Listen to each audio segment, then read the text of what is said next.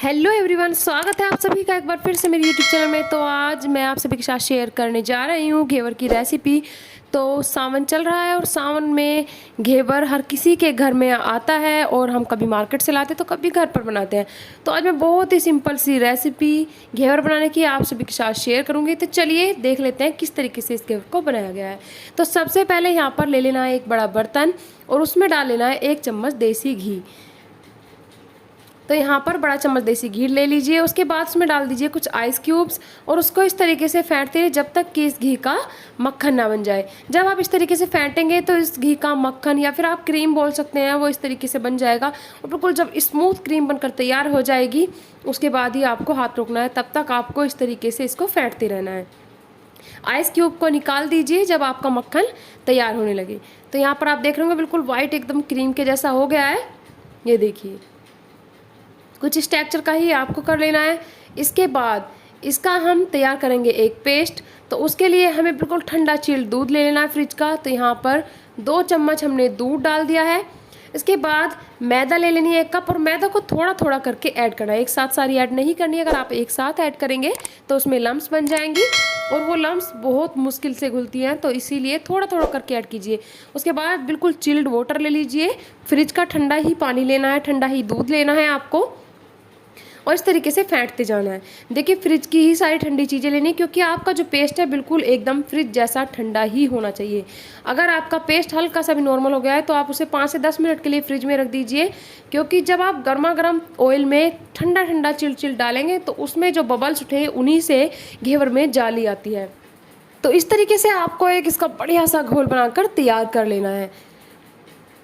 तो यहाँ पर ये घोल रेडी हो गया है। इसके बाद इसमें एक और चीज़ डाली है जिससे कि जाली बहुत ही अच्छी बनेगी और घेवर हमारा क्रिस्पी बनेगा। तो यहाँ पर ले लिया हमने 1 नींबू का रस और इस नींबू के रस को हम इसमें डाल देंगे।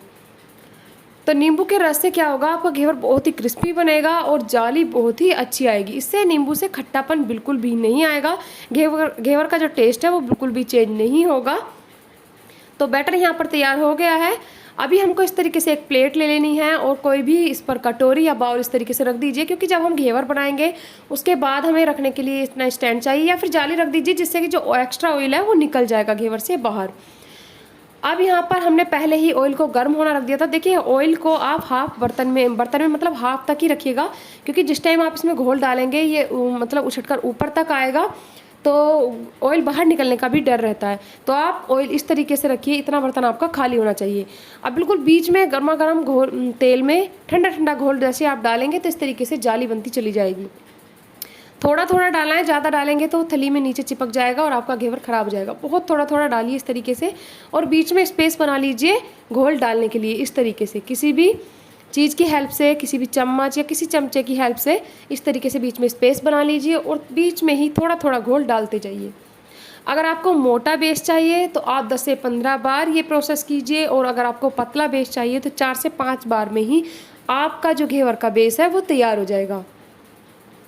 बीच में इस तरीके से स्पेस ज़रूर बना दीजिए, क्योंकि ऑयल में ही घोल डालेंगे तभी जाली बनेगी। अगर आप जाली के ऊपर डालेंगे घोल तो बिल्कुल भी आपका घेवर अच्छा नहीं बनेगा। इस तरीके से आप चाहें तो प्लास्टिक किसी बोतल में होल करके भी उससे भी घेवर बना सकते हैं। यहाँ पर चम्मच की हेल्प से इस तरीके से बनाया जा रहा है घेवर। तो ये देखिए, तो यहाँ पर ये घेवर हमारा लगभग तैयार है। इस तरीके से चेक कर लीजिए, जब बिल्कुल हार्ड होने लगे, ऊपर से पूरा पक जाए, उसके बाद ही इस घेवर को आप उठाइए।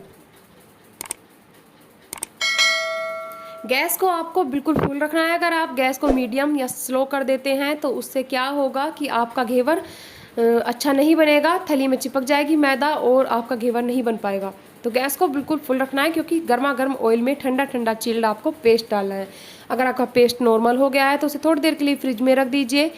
इसी तरीके से यहाँ पर बेस सारे बनाकर तैयार कर लेंगे और उसके बाद जो आगे का प्रोसेस है वो हम आपको दिखाएंगे।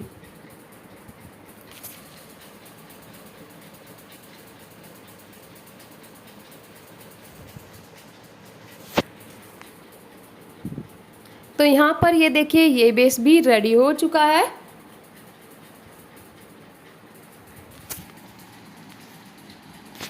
तो यहाँ पर 3 बेस ये रेडी हो चुके हैं। इसके बाद